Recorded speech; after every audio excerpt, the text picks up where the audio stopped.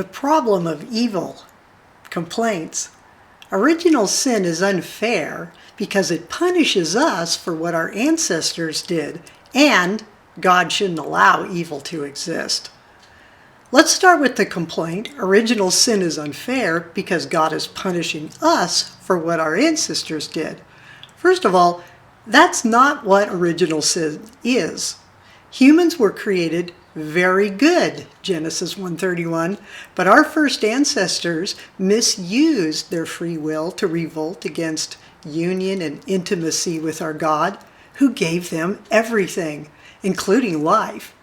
Rather than gratitude, our first parents returned God's favor with rebellion. They dismissed him and his solemn warning against fatal sin, just as people who follow their foolish example do today. We can all see how the poor choices people make have far-reaching effects on their children, family, friends, even entire generations. Those who misuse their free will to compete with the Creator reject life himself, once again for the delusion of being one's own God, in spite of natural reason screaming, "You're going to die one day. What the heck are you thinking?" To partake of this forbidden fruit of foolish rebellion is to expose everyone once again to consequences that extend far beyond one's personal life on this planet. Example: to murder one tiny fetus in the womb, even at the point of conception, is to personally take into one's own hands the divine right to deprive the world of that individual that God gave his life to and Christ his life for. And not only that person, but the children, grandchildren, future ancestors, and everyone extending from that person.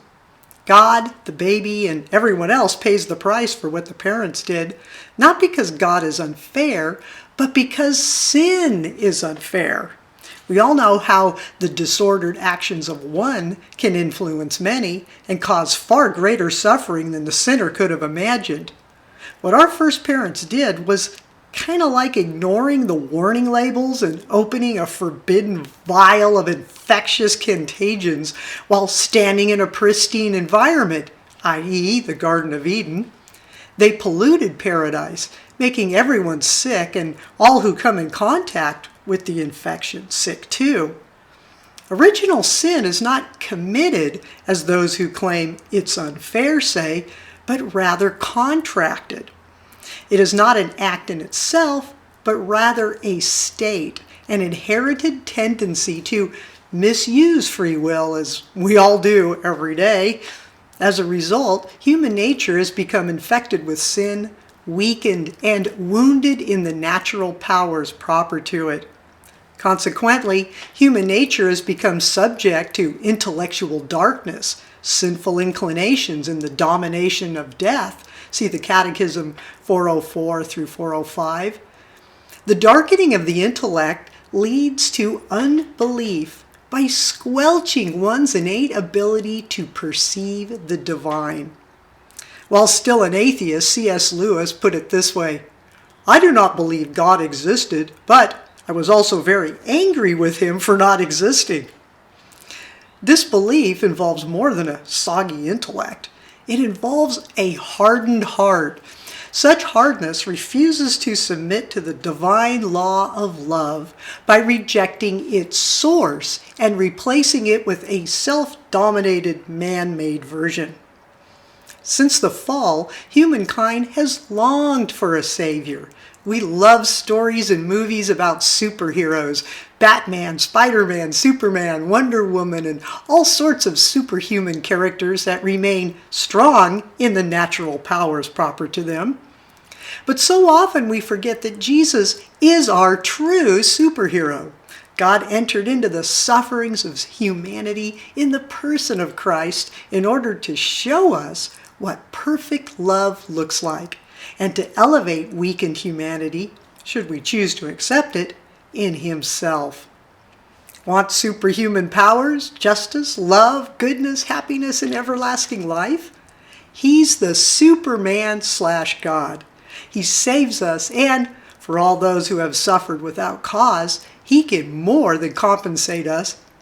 I don't have to worry that I've been dealt a bad hand, as they say, or suffered needlessly.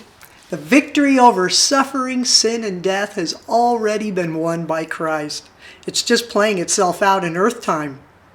God can make something out of nothing, fix what is broken, perfect what is lacking, find what is lost, make fair what isn't, and chase away evil's darkness with the light of his love.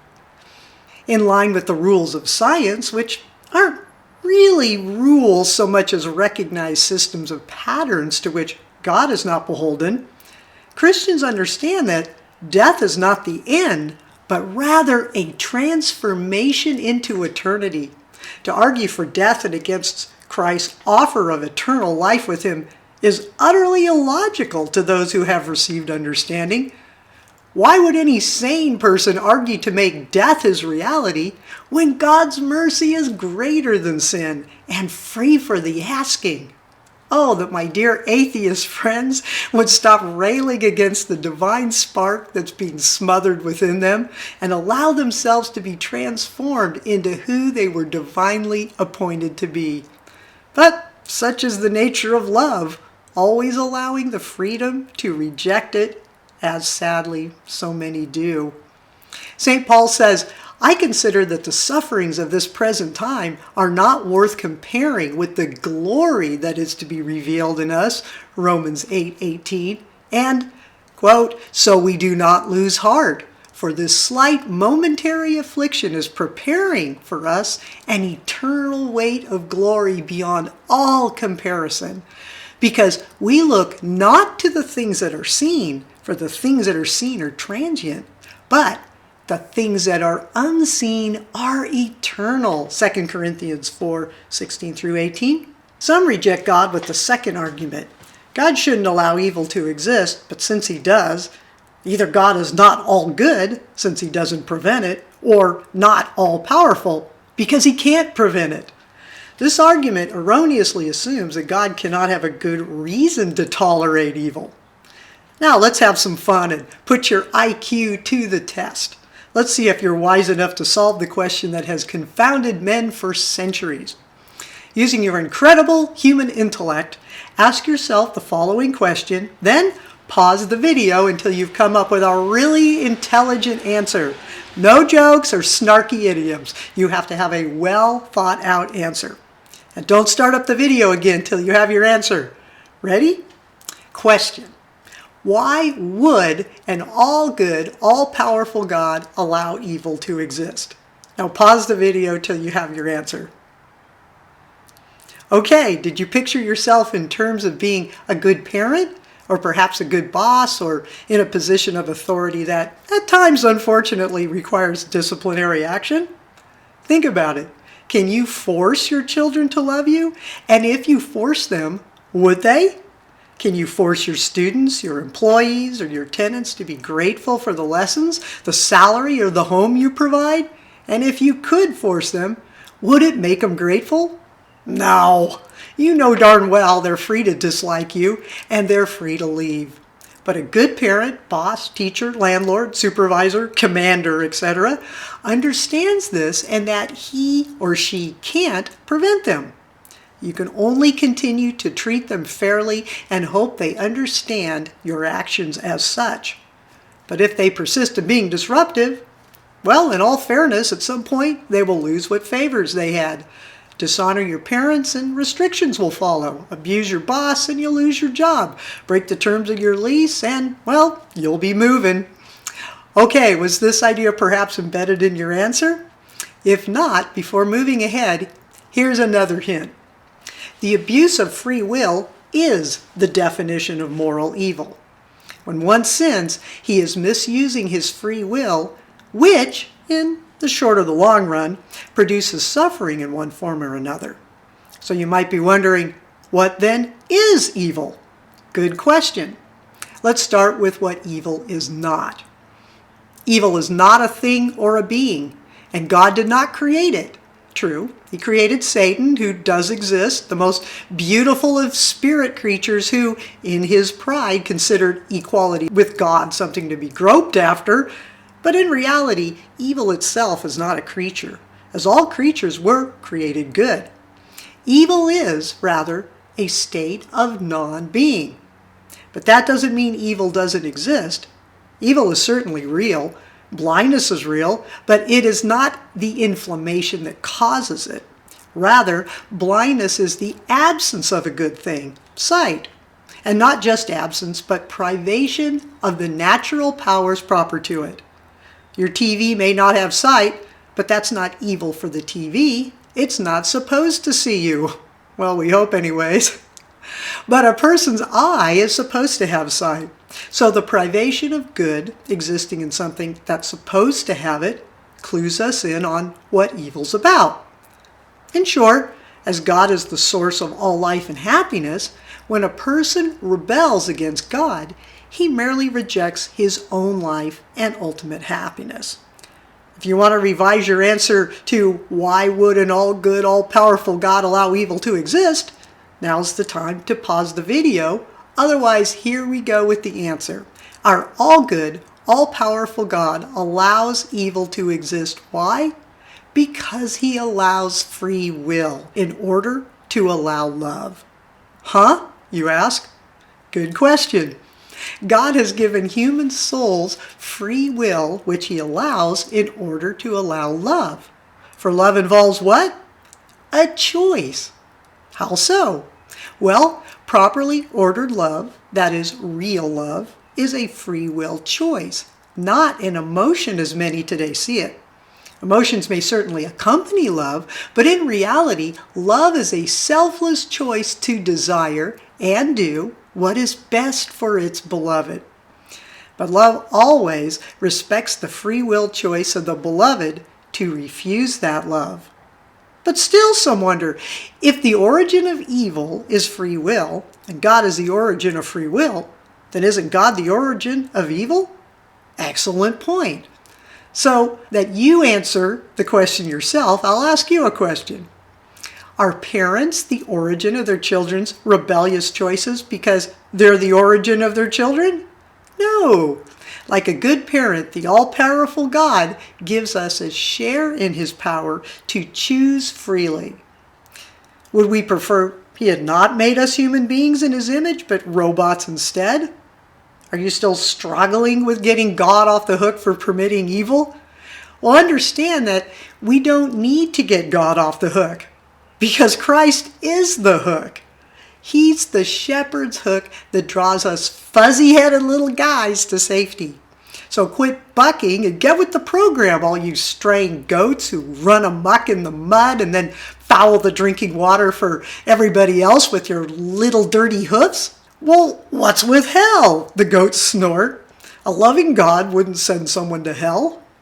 Well, goat as you will, but you goats have forgotten that by rejecting Christ, you reject his mercy. And by rejecting the saving plan for you on account of that mercy, you insanely, albeit freely, choose to send yourselves there. So I've heard certain renowned scholars, and I won't mention any names, say that God doesn't cast anyone into hell against his will. Well, I've also heard one say that few, if any, will ever go there on account of God's unfathomable mercy. Well, such statements are misleading because they say that no one is cast into hell against his will, which is to gloss over the fact that at some point a soul that has permitted itself to become dominated by unrepentant self-pride eventually becomes so weak that the freedom of the will it was born with, in essence, dies from within. What was once freedom becomes so imprisoned, so embittered, and closed in upon itself that it would rather die in its pride than cry out for help, receive mercy, and live. Like killing those around you before killing yourself, the will has reached the final point of no return. Such is the deadly nature of unrepentant self-pride. After death, what that person has insisted upon, that is, sin over good, unforgiveness over mercy, selfishness over love, self-pride over God, and death over life becomes the reality. Unrepentant sin, pride, and refusal to forgive, when allowed to relentlessly fester within, is so perilous that it comes to embody the idiom playing with fire, literally. Even the least religious of psychologists recognize the detrimental effects of unforgiveness, resentment, and selfishness. Of course, no sane person wants evil or hell to exist, but in all logic, if there is evil and there is eternity, there can be hell, which is the two combined. In other words, hell is evil eternalized, a place or state where evil is separated from the good, biblically, the dross from the gold, the weeds from the wheat, etc., and compacted together to be burned, like we do with our useless trash. Refusing to believe hell exists is actually intellectually dishonest, as would be refusing to believe Auschwitz or the crucifixion existed because it's so appalling. But some still ask, how can anyone really go to hell? Well, we're not the ones to judge, God is, but setting aside scripture and church teaching for a moment, ask yourself how many people you see preparing themselves for the afterlife, that is, living for love of God through their service to others, in relation to how many seem to be living merely to please themselves. Extend that number out over time and factor in what percentage of them will never change, even on their deathbeds, and you'll gain some insight into why making these videos. If God reaches but one soul, priceless in His eyes, through these efforts, it's all worth it. So in closing, let's see if you know this one. If you're a Christian, the answer should be easy. Ready? What are the two greatest commandments upon which all the other commandments are hinged? Short answer, the two greatest commandments are to love God and neighbor. See Matthew 22:36 through 40.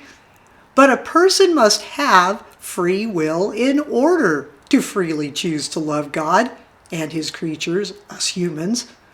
Moral evil results when free will is used not to love, but to harm, manipulate, abuse, dominate, hate, control, deceive, confuse, slander, molest, persecute, retaliate, murder, etc.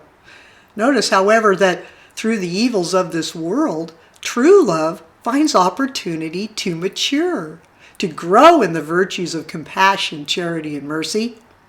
But then this begs the question, don't some evils happen aside from free will, such as natural disasters? Good point. But we need to understand that our limited human understanding doesn't necessarily see the loss of life and property from God's perspective. What seems catastrophic to us is not catastrophic to God, who in the end can make everything turn out for good. Catastrophe might be the cause of, say, many conversions or becoming a unifying force of compassion within a community. People who would normally be fussing about money, possessions, or their next cruise, in catastrophe might suddenly become concerned about helping neighbors find medical assistance, food, and shelter. It might cause people to appreciate the gifts they once had and the gifts they still do have even more. It might free them from the shackles of material concerns or destructive habits they thought they couldn't live without. And those who have incurred losses or witnesses of tragedy might turn to prayer or attend Mass. When innocent children die painful deaths, we have seen how the world rallies to comfort the family, while God can more than compensate in eternity for what that child suffered. Perhaps more than a few will come home and hug their families with renewed gratefulness for what God has given them. Some of those injured may become inspiring models of courage and hope amidst seemingly insurmountable trials. Priorities may be reordered, and we may see on TV families huddled together in love saying things like, "We lost everything, but we thank God daily for the miracle of having each other what really matters." In summary, we've seen that evil originated not with the Creator, but with the creatures having freely chosen disorder and rebellion over the proper order of divine love. The rest is history. Remove all sin and selfishness and you'd have heaven on earth. Even natural evils wouldn't worry or embitter us. Just look at the saints who endure, even embrace suffering and death, and in the way lovers embrace heroic trials. But the saints don't embrace sin. Rather, they live their hope, knowing that one day they'll witness the completion of Christ's plan when all things will be made right.